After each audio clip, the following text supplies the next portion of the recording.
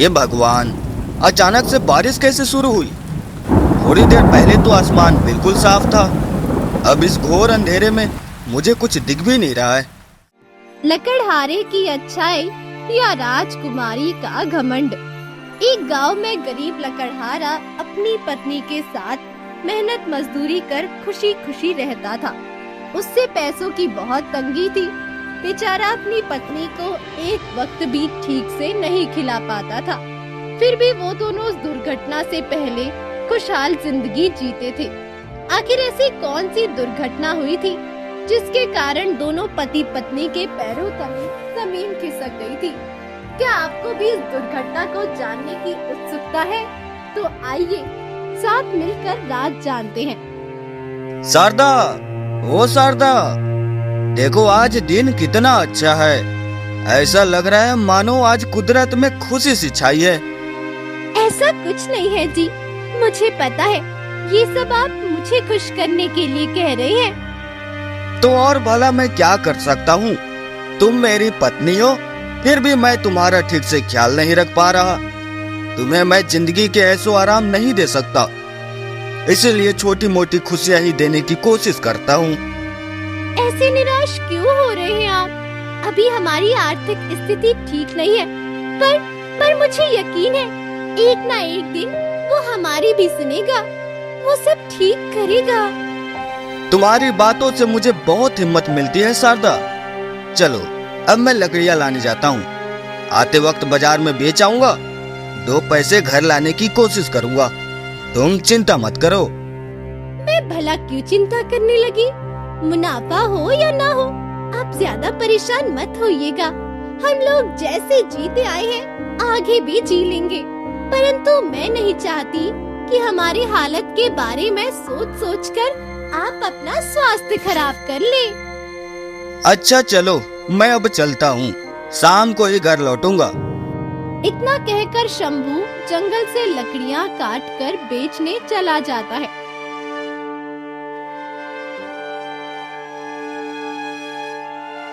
वो चिल्ला चिल्ला कर सबको अपनी ओर बुलाता, पर कोई नहीं आता।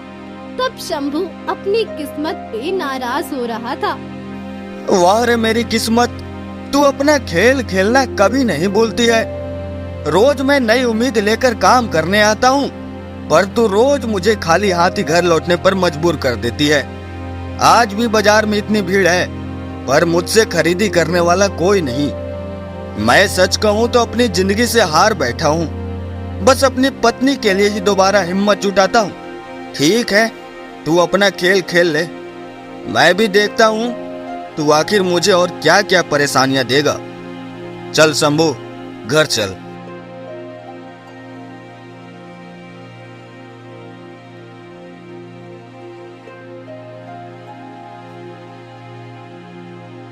ये क्या मुंह लटकाए आ रहे हैं? क्या हो गया? कमाई नहीं हुई क्या? इसमें कोई नई बात नहीं है शारदा, यह तो अब रोज का हो गया है। तुम उम्मीद लेकर मेरा इंतजार करती हो और मैं खाली हाथ वापस आ जाता हूँ। मैं समझता हूँ तुम कहती नहीं, पर अंदर से तुम भी काफी निराश हो। ये सारी बातें छोड़िए और आप हाथ मुंह धो लीजिए, मैं भोजन परोस देती हूँ। यह क्या शारदा, तुमने सिर्फ मेरी ही थाली लगाई है, तुम्हारा भोजन कहाँ है? मैं बाद में खा लूंगी, अभी आप खा लीजिए। घर का सारा काम खत्म करने के बाद ही खाने में मन लगता है मेरा। मुझसे झूठ बोलकर कोई फायदा नहीं है, घर में इतना ही अनाज था ना। अरे पगली, मैं भला तुम्हें भूखा रखकर खुद का पेट कैसे भर सकता हूँ? थाली में उतना अनाज नहीं कि दोनों का पेट भर जाए, पर इतना अनाज है जिससे दोनों के मन को संतुष्टि हो। आओ बैठो, आज दोनों मिल बांट कर खाते हैं। शंभू की बातें सुनकर शारदा की आंखें भर आती है। फिर वो शंभू को कहती है, इतनी दिक्कतों में भी आप खुश रहने का तरीका ढूंढ लेते हैं। आपके प्यार और स्नेह से ही मुझ में हिम्मत आती है। हमारी परिस्थिति इतनी बुरी है कि लोग जीने से भला अपनी जान दे दे, फिर भी आप मेरे लिए सब सह रहे हैं। ये क्या भाग्यवान, तुम तो आज मुझे रुला कर मानोगी।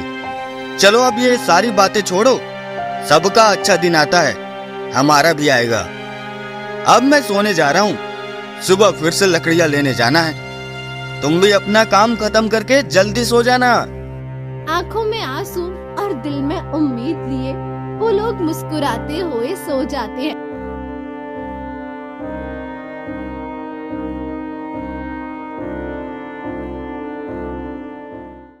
फिर अगली सुबह, अजी सुनते हो, अब उठ भी जाओ, सूरज सर पे आ चढ़ा है।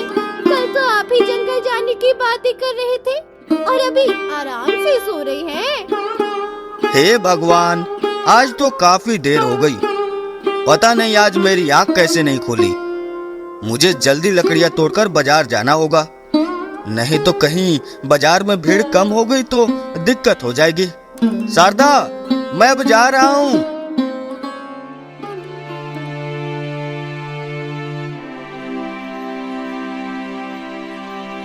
कोई है? मेरी मदद करो। अरे, यह सुनसान जंगल में किसकी आवाज आ रही है? हे भगवान, अचानक से बारिश कैसे शुरू हुई? थोड़ी देर पहले तो आसमान बिल्कुल साफ था, अब इस घोर अंधेरे में मुझे कुछ दिख भी नहीं रहा है। पता नहीं भगवान की क्या मर्जी है, आज इतनी बिजलियां क्यों कड़क रहा है?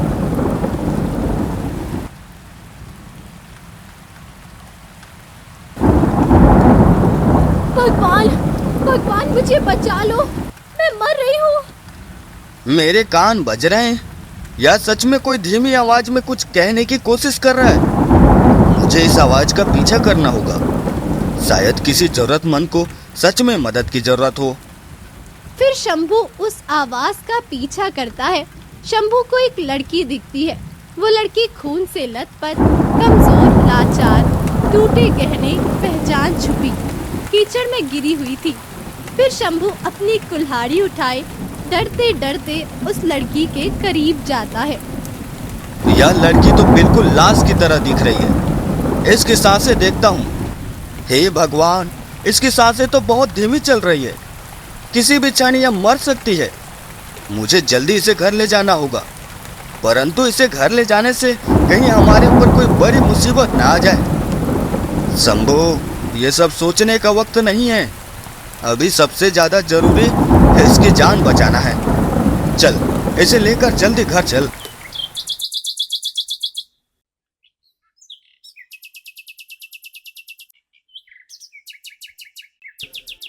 ये लड़की कौन है? कितनी घायल है? ये आप किसे साथ ले आए हैं जी? अरे भाग्यवान, ये लड़की मुझे जंगल में इस हाल में गिरी पड़ी मिली। पहले तो मुझे इसे घर लाने में बहुत डर लगा कि कहीं इसे कुछ हो गया तो लोग मुझे चोर या कातिल न समझे, परंतु इसे इस हाल में छोड़ना मुझे गवारा न लगा। आपने ये बिल्कुल सही किया। मुझे भी डर लग रहा है, पर इसकी मदद तो हमें करनी ही चाहिए ना। ना जाने कौन है, कहां से आई है, पूरी खून में सनी और आंखों में डर है इस बेचारी के। शारदा, ये जिंदा है, इसे जल्दी से पट्टियां बांध दो। भाग्यवान, तुम कांप क्यों रही हो? डरो मत, कुछ नहीं होगा, यह जल्दी ठीक हो जाएगी। हाँ, आप बिल्कुल सही कह रहे हैं। हे भगवान, हम भले ही गरीब हैं, पर हम इतने निर्दयी नहीं कि एक मासूम लड़की की जान जाते हुए देख सके। इस लड़की पे थोड़ी दया करे प्रभु, इसे ठीक कर दे। हाँ प्रभु, हम गरीबों की दुआ कबूल कर ले। भगवान, इसकी रक्षा कर। इस लड़की के घर वाले इसे ढूंढने में कितने परेशान हो रहे होंगे। अब तू ही कुछ कर सकता है, तू ही दया दिखा सकता है। फिर शंभू और उसकी पत्नी दिन रात उस अनजान लड़की की सेवा करते हैं ताकि वो जल्दी ठीक हो जाए। आखिरकार उसे कुछ दिनों बाद होश आता है और वो कहती है, ये मैं कहाँ हूँ और ये कौन सी जगह है? मैं यहाँ कैसे आई? अजी सुनते हो, ये देखो, इस लड़की को होश आ गया। भगवान तेरा शुक्रिया, तूने इसकी जान बचा ली, हमारी लाज रख ली। तू सच में सबका सुनने वाला है, सबकी मदद करने वाला है। बेटी, तुम कौन हो और इतनी चोटें तुम्हें कैसे लगी थी? पहले ये बताइए कि आप दोनों कौन हैं? कहीं आप लोगों ने मुझे अगवा तो नहीं किया? नहीं नहीं बेटी, हमने तो तुम्हारी जान बचाई है। हम भला तुम्हें अगवा क्यों करेंगे? तुम अपनी पहचान बताओ, मैं तुम्हें तुम्हारे गांव छोड़ाऊंगा। नहीं, मैं इन्हें अपनी असली पहचान नहीं बता सकती। पता नहीं ये लोग कौन हैं और इनकी नीयत कैसी है। कहीं सच जानने के बाद ये अपना असली रंग ना दिखाने लगे। क्या हुआ तुम्हें? चुपचाप क्या सोच रही हो? हम पर भरोसा रखो, हम कोई बुरे लोग नहीं हैं। मेरा नाम सबिता है और मैं बहुत दूर के गांव से आई हूँ। और मैं घायल कैसे हुई ये मैं आप लोगों को नहीं बता सकती। क्या हुआ तुम्हें? चुपचाप क्या सोच रही हो? हम पर भरोसा रखो, हम कोई बुरे लोग नहीं हैं। अच्छा ठीक है, तुम्हें नहीं बताना तो मत बताओ। कोई तुम्हें सच बताने के लिए मजबूर नहीं करेगा। बस हम इतना चाहते हैं कि तुम जल्दी से पूरी तरह ठीक हो जाओ, फिर मैं तुम्हें तुम्हारे गांव ले जाऊंगा। हाँ हाँ ठीक है, अब मेरे सामने ज्यादा अच्छा बनने की जरूरत नहीं। मुझे पता है गरीब लोग सब लालची होते हैं, सिर्फ अपना फायदा सोचते हैं। अरे बेटी, ये तुम क्या कह रही हो? हम दोनों ने तुम्हें बचाया है, तुम फिर भी हमसे ऐसे बात कर रही हो। माना कि हम लोग अजनबी हैं, पर तुम विश्वास रखो, हम तुम्हारे साथ कोई खेल नहीं खेल रहे हैं। आप शांत हो जाइए, ये अभी सदमे में है। इसके साथ इतना बड़ा हादसा हुआ है, इसीलिए शायद ये ऐसी बातें कर रही है। हाँ तुम सही कह रही हो। बेटी तुम आराम करो, तब तक शारदा तुम्हारे लिए कुछ खाने को ला देगी। शारदा तुम इसका ध्यान रखना, मैं अब काम करने जा रहा हूँ। इतने दिनों से काम बंद था, बहुत नुकसान हो गया है। इधर शंभू अपने काम में चला जाता है और वहाँ एक राज्य में बहुत उथल पुथल होती है, क्योंकि वहाँ की राजकुमारी गायब थी। जी हाँ, वो लड़की जो खुद को सविता बता रही थी, असल में वो राजकुमारी चंद्रलेखा थी। अब तो हमने गांव की बातें बताई, आइए अब देखते हैं राज्य का क्या हाल है। सेनापति दिग्विजय, मेरी राजकुमारी का कुछ पता चला? नहीं महाराज, अभी तक राजकुमारी की कोई खोज खबर नहीं है। पता नहीं राजकुमारी को आसमान खा गई या जमीन निकल गई। मुझे तो ये समझ नहीं आ रहा कि इतने कड़े पहरे होने के बावजूद रातों रात राजकुमारी महल से कैसे गायब हो गई। मुझे मेरी बेटी चंद्रलेखा की बहुत चिंता हो रही है। भगवान करे वो जहाँ भी हो सही सलामत हो। महाराज आप फिक्र मत कीजिए, मैंने बचपन से राजकुमारी को अपनी बेटी की तरह पाला है। मैं उन्हें कुछ भी करके ढूंढ निकालूंगा। एक तुम्हारा ही तो सहारा है सेनापति। मैं तो कब का हार मान के बैठ जाता, पर तुमने मुझे हिम्मत दी। पता नहीं इस राज्य में कौन विश्वास के लायक है और कौन राज्य द्रोही। अब तुम ही एक उम्मीद की किरण हो जो मुझे मेरी पुत्री से मिला सकते हो। महाराज आप बिल्कुल निश्चिंत रहिए, मैं राजकुमारी को महल में वापस ला कर रहूंगा और दोषी को भी ढूंढ निकालूंगा। महाराज आप चिंता के मारे बहुत कमजोर हो गए हैं। जब तक राजकुमारी नहीं मिल जाती है आप विश्राम कीजिए, तब तक मैं हूं ना। राज्य में कोई भी दुविधा होगी तो मैं संभाल लूंगा। चलो ठीक है, तुम अब चंद्रलेखा को ढूंढने जाओ, मैं आस लगाए बैठा रहूंगा। राज्य में चारों ओर अफरा तफरी मची रहती है। हर तरफ बस राजकुमारी की ही खोज होती है। राज्य के लोग भी राजकुमारी के लिए बहुत चिंतित थे, क्योंकि इस गम में राजा का अपने राज्य पे जरा भी ध्यान नहीं था। हे भगवान, यह कैसी मुसीबत आन पड़ी है हमारे ऊपर। राज्य में भुखमरी छा रही है, सब लोग चिंतित हैं, पर राजा को कोई होश नहीं। राजकुमारी का मिलना बहुत जरूरी है, नहीं तो राज्यद्रोही हमें लूट लेगा, राज्य बर्बाद कर देगा। क्या तुम्हें राजद्रोही के बारे में कुछ भी पता है? नहीं, मुझे कहाँ से पता होगा।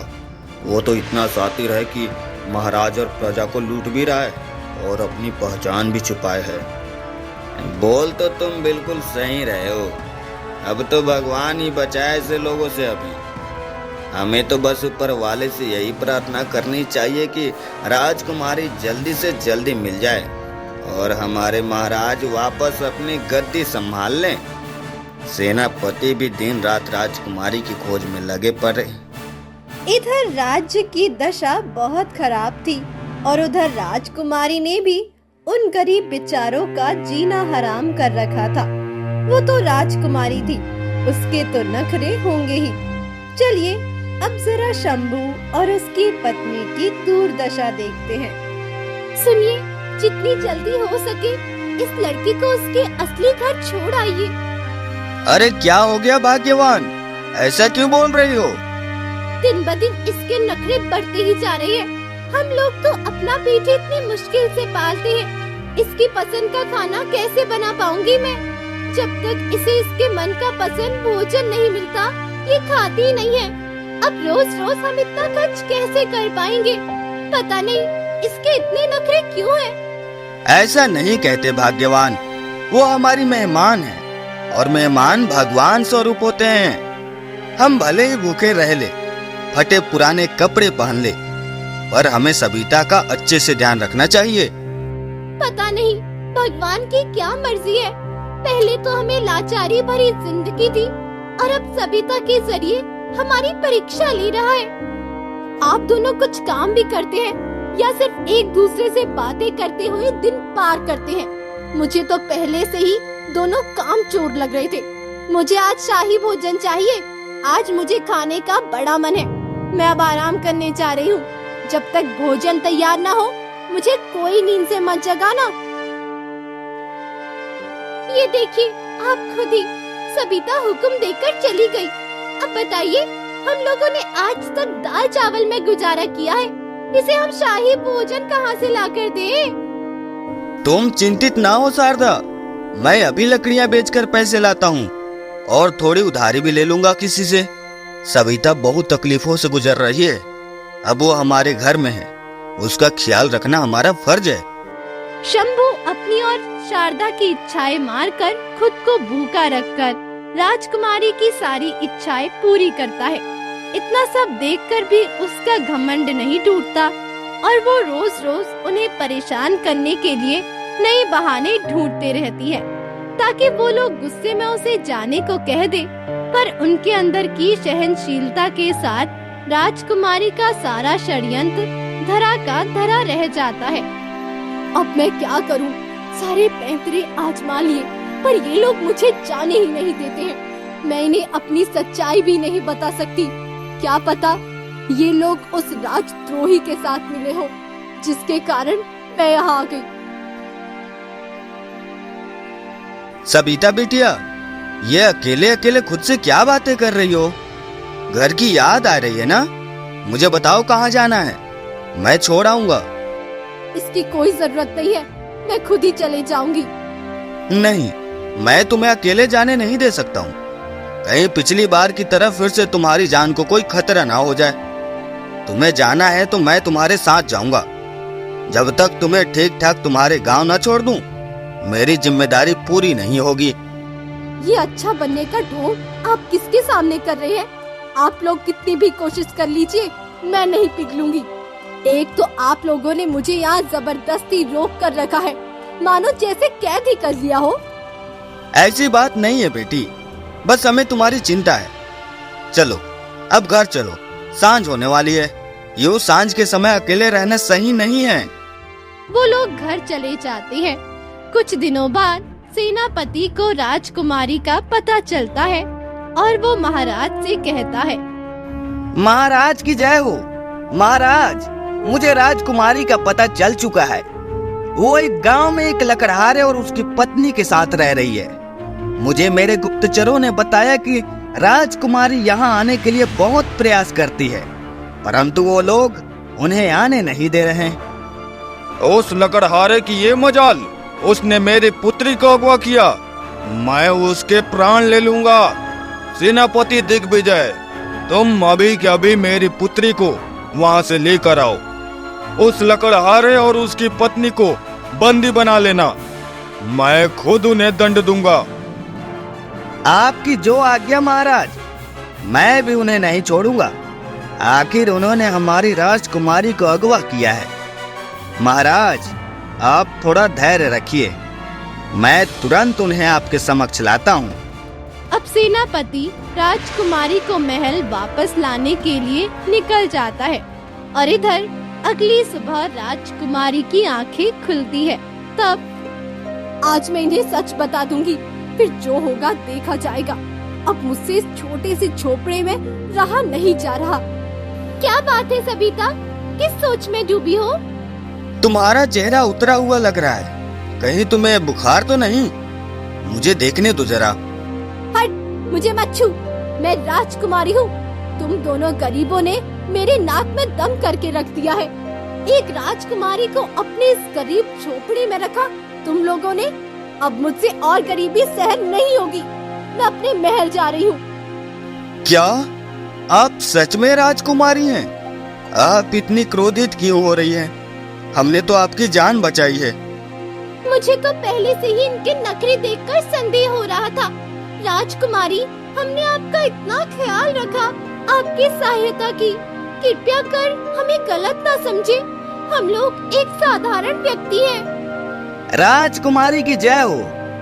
सेनापति, आप यहाँ कैसे?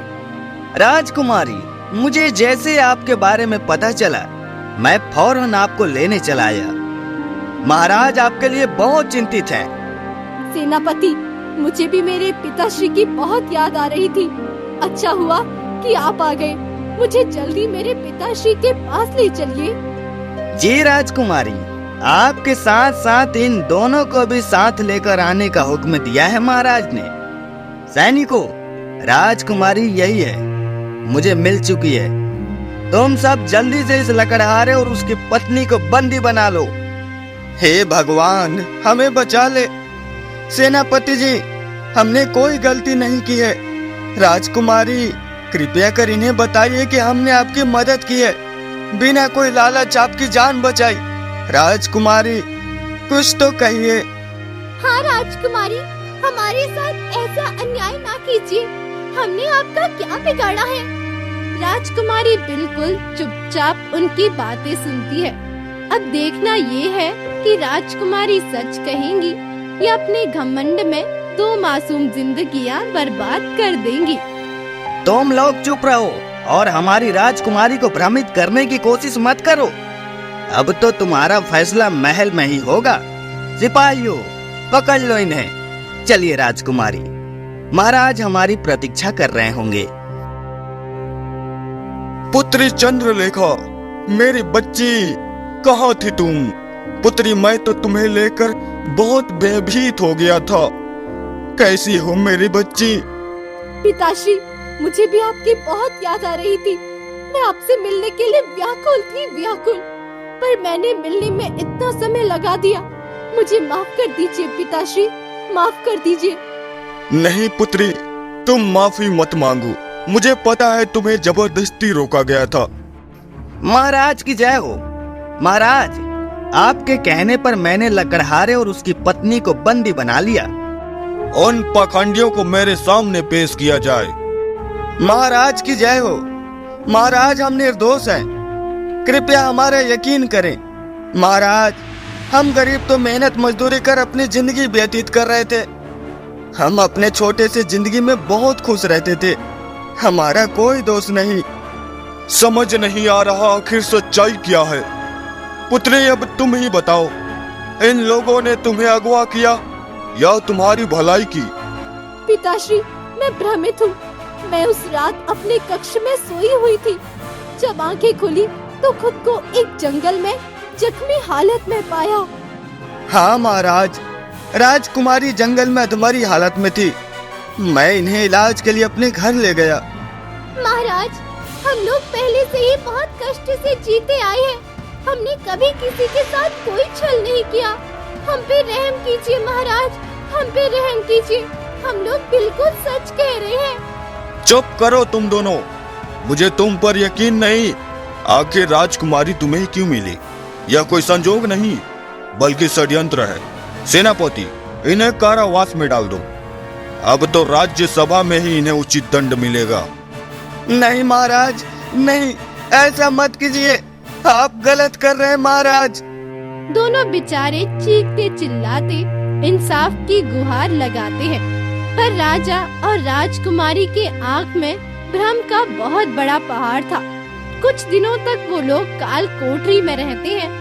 तब सेनापति उनके पास जाकर कहता है, कैसे हो गरीब लकड़हारे? सेनापति जी, हमारी मदद कीजिए, हम दोनों निर्दोष हैं, हमने भलाई की है, गुनाह नहीं। हाँ, मुझे सब पता है। अरे जिसने ये पूरा खेल खेला, पूरा जाल बुना, तुम उसी को सच मानने को कह रहे हो। ये आप क्या बोल रहे हैं? हमें तो कुछ समझ नहीं आ रहा। अरे मूर्ख इंसानों, वो राज्यद्रोही जिसे पूरा राज्य ढूंढ रहा है, असल में वो मैं हूँ। हाँ, ये सच है, मैंने ही राजकुमारी को अगवा किया और उन्हें मार कर जंगल में फेंक दिया, पर अच्छी किस्मत के कारण वो बच गई। ऐ दुष्ट सेनापति, आखिर तुम ऐसा क्यों कर रहे हो? तुमने महाराज का नमक खाया है, फिर भी तुम उन्हें धोखा दे रहे हो। या कोई धोखा नहीं, राजनीति है। मुझे राजा बनना है और इसके लिए मुझे राजकुमारी को मारना होगा। महाराज तो मेरे गुलाम बन बैठे हैं, जो मैं कहता हूँ मान लेते हैं, पर राजकुमारी बहुत तेज है, इसीलिए उसे रास्ते से हटाना चाह रहा था, पर तुम मूर्खों ने उसे बचा लिया। लालची आदमी, उस भगवान से डर। तुझे ऐसा पाप करते हुए शर्म नहीं आई? आखिर तू एक इंसान की जान कैसे ले सकता है? चुप कर गरीब लकड़हारे, तेरे कारण मेरा सारा बना बनाया काम खराब हो गया। मुझे महाराज की नजर में अच्छा बनने के लिए राजकुमारी को महल वापस लाना पड़ा। तुम लोगों ने अपनी अच्छाई दिखाई और खुद फंस गए। आखिर क्या मिला तुम्हें अच्छा बनकर? भूल मत, जो दूसरों के लिए गड्ढा खोदता है वो खुद ही उस गड्ढे में गिर जाता है। मुझे मेरे रब पे पूरा विश्वास है, वो कभी बुराई को जीतने नहीं देगा। सच हमेशा विजय होता है। इस बार सच हारेगा और झूठ की जीत होगी। कल तुम दोनों को फांसी की सजा सुनाई जाएगी, उसके बाद मैं राजकुमारी को भी मार दूंगा। अब तो उसे बचाने के लिए कोई नहीं होगा। तेरी मनोकामना कभी पूरी नहीं होगी। तू आज तक अपने राज को इतने अच्छे से छुपाते आया है, तो आज हमें सच क्यों बता रहा है? हाँ, मुझे तुम दोनों पे थोड़ा तरस आ गया। तुम दोनों बेकार में मेरे खेल में फंस गए। अगर उस रात तुम्हारे पति ने चंद्रलेखा को नहीं बचाया होता तो ये नौबत कभी नहीं आती। तुम लोग अब मरने ही वाले हो। जब तुमने मेरा गुनाह अपने सर ले ही लिया है तो तुम्हारा सच जानने का हक बनता है ना। सेनापति अपना असली क्रूर रूप दिखाकर वहाँ से चला जाता है। फिर अगले दिन लकड़हारे और उसकी बीवी को राजसभा में दंड देने के लिए बुलाया जाता है। महाराज, आप मुझे सजा सुना दीजिए, पर मेरी पत्नी को जाने दीजिए। मैं आपके हाथ जोड़ता हूँ, आपके पैर पड़ता हूँ। महाराज, थोड़ी दया कीजिए, मेरी पत्नी शारदा को जाने दीजिए। ये आप कैसी बातें कर रहे हैं? मैं आपको मौत के मुंह में छोड़कर कहीं नहीं जाऊंगी। तीनों ने अपनी फूटी किस्मत भी साथ सही है, तो अब मृत्यु भी साथ ही स्वीकार करेंगे। हे प्रभु, यह तू कैसी लीला रच रहा है? हम भी तो तेरे ही बनाए इंसान हैं। आज तक तूने हमें जैसी जिंदगी दी, हमने खुशी खुशी कबूल किया। आज पहली बार तुझसे कुछ मांग रहा हूँ, हम दोनों को बचा ले। हम ऐसी झूठी मौत नहीं मरना चाहते हैं। यह सब तुम्हें राजद्रोह करने से पहले सोचना चाहिए था। अब कुछ नहीं हो सकता है, आज तुम दोनों को सजा मिलकर रहेगी। शंभू और शारदा डरे सहमे चीख चीख कर राजा को सच बताने की कोशिश करते हैं, पर उनकी बात नहीं सुनी जाती।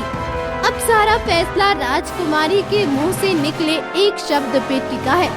अब जानना ये है कि राजकुमारी सच कहेंगी या वो दोनों को बिना गलती के मृत्यु दंड मिल जाएगा और उनके माथे पर सदा कातिल का धब्बा लगा रहेगा।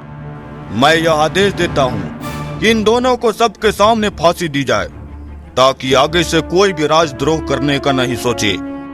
नहीं पिताश्री, एक क्षण रुकिए। पिताश्री, मुझे माफ कीजिएगा, मैंने आपको पूरी बात नहीं बताई। मैं डर गई थी कि कहीं यही लोग अपराधी ना हो। राजकुमारी चंद्रलेखा, तुम क्या कहना चाहती हो? स्पष्ट कहो। पिताश्री, ये लोग सच कह रहे हैं कि निर्दोष है।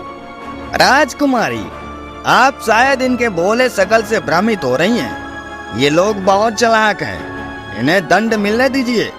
पिताश्री, असली अपराधी ये नहीं, ये सेनापति दिग्विजय है। इसने अब तक अच्छा बनने का ढोंग किया। ये राजद्रोही है, राजद्रोही। आपकी गद्दी हड़पना चाहता है। इसी ने मुझे मारने की कोशिश की थी। सेनापति, क्या मेरी पुत्री की बातें सच है? हाँ महाराज, कल रात ये हमारे पास आकर अपनी सारी काली करतूतें बता रहा था, किंतु आपको मेरे बात पे कभी यकीन नहीं होता, इसीलिए मैं चुप था अब तक। परंतु राजकुमारी, आपको ये बात कब पता चली? और अगर आपको सच पता था तो अब तक शांत क्यों थी? जब ये कपटी सेनापति आप दोनों को अपने षड्यंत्र के बारे में बता रहा था, तब मैंने सब सुन लिया था। मैं आपको सैनिकों के हाथों कोड़े पड़वाने आ रही थी। सच कहूँ तो मुझे पहले से ही आप दोनों भले इंसान लग रहे थे, पर मैं अपने राजकुमारी होने के घमंड में अपने दिल की ना सुन सकी। मुझे माफ कर देना। मेरी वजह से आप दोनों ने बहुत कुछ सहा, बहुत कुछ। महाराज, महाराज, आप इनकी बातों में मत आइए, ये सब मिले हुए हैं। मैं आपका वफादार सेनापति हूँ। खामोश हो जा झूठे सेनापति। मेरी पुत्री मुझसे कभी झूठ नहीं बोलती है। मैंने तुझे इतना सम्मान दिया, अपने राज परिवार का सबसे श्रेष्ठ होने का दर्जा दिया, और तूने मेरे भरोसे का यह सिला दिया। तूने जिस बचपन से अपनी बच्ची की तरह पाला, उसी की जान लेने चला था। हाँ, हूँ मैं राजद्रोही। मैंने ये सब राजा बनने के लिए किया। मेरी इतने सालों की तपस्या पे इस लकड़हारे ने पानी फेर दिया। मुझे राजकुमारी से या आपसे कोई स्नेह नहीं था। मैं केवल आपका भरोसा जीतने के लिए अब तक नाटक कर रहा था। सैनिकों, इस धोखेबाज को आजीवन काल कोठरी में डाल दो, और ध्यान रहे इससे कोई मिल न सके। एक अंधेरी काल कोठरी में डाल दो इसे। नहीं महाराज, मुझसे गलती हो गई, मुझे माफ कर दीजिए। मैं आगे से कभी ऐसा नहीं करूंगा, सदा आपका गुलाम बना रहूंगा। मुझे अंधेरे से डर लगता है महाराज, अपने सेनापति पे दया कीजिए। सैनिकों, मेरी नजरों से इसे दूर कर दो।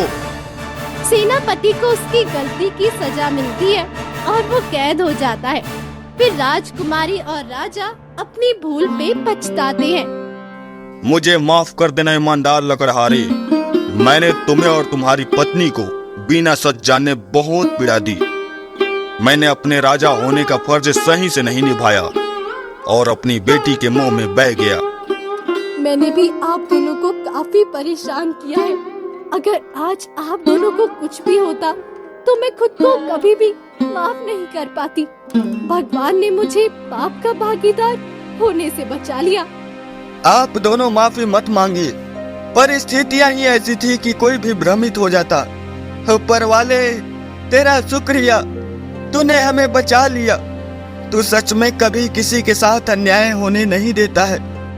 अंत भला तो सब भला। महाराज, अब हमें आज्ञा दे, हमें अब अपने घर जाना होगा। आप लोग आज से महल में ही काम करेंगे और यही रहेंगे, और यही मेरा पश्चाताप है।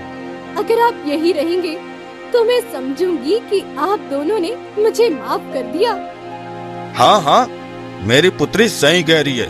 शंभु, आज से तुम मेरे सभा के सलाहकार हो। मुझे ऐसे ही किसी ईमानदार सलाहकार की जरूरत थी। धन्यवाद महाराज। भगवान, आखिरकार तूने हमारी सुनी ली।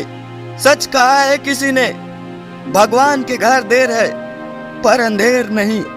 शारदा, अब हमारे दुख भरे दिन चले गए। अब लकड़हारा और उसकी पत्नी खुशी से अपनी जिंदगी जीने लगते हैं और वो लोग पूरी ईमानदारी से राज्य की सेवा करते हैं। तो ये थी एक दुर्घटना से हुई उथल पुथल की कहानी, पर आखिर में सब ठीक हो गया।